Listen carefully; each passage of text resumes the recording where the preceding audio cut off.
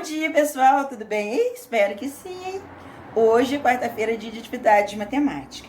E hoje nós falaremos sobre grandezas e medidas, medidas de comprimento e medidas de massa. O pessoal de casa já deve ter comentado com vocês, feito algumas perguntas aí da atividade 1 e 2, né? Sobre o elefante e a girafa, mas nós vamos falar um pouquinho. Mas antes de começar a falar dessas medidas, vamos falar sobre o que é medir. Você de casa sabe o que é medir?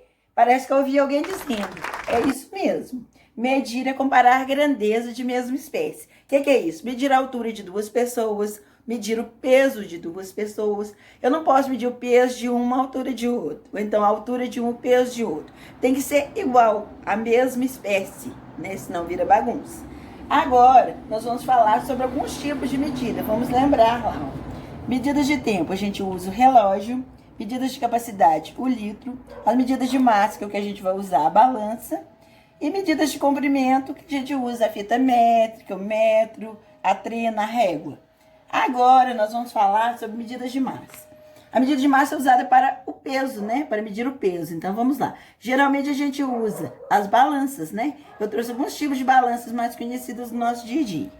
Tem dois tipos de medida na massa que a gente usa mais, que é o quilograma, que a gente fala quilo, né? Que abrevia kg, e o grama, que a gente abrevia g, que é usado para massa. Agora, vamos entender as medidas lá da atividade, falando do peso. O peso do elefante e da girafa. Um elefante pode pesar 4.000 quilos ou 7.000 quilos. A girafa pesa em média de 500 quilos. Agora eu pergunto para vocês, quanto ao peso, qual é o maior? Agora nós vamos para a medida de comprimento.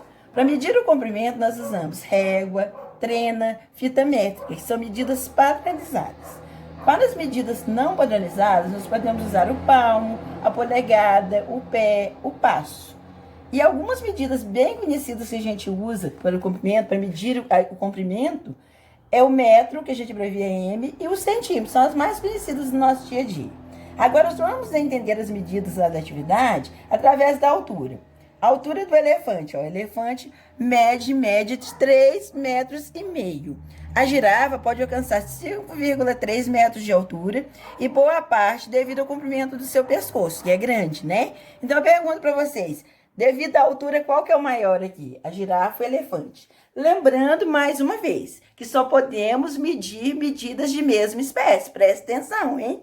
Qualquer dúvida pode entrar em contato comigo. Um beijão no coração de cada um.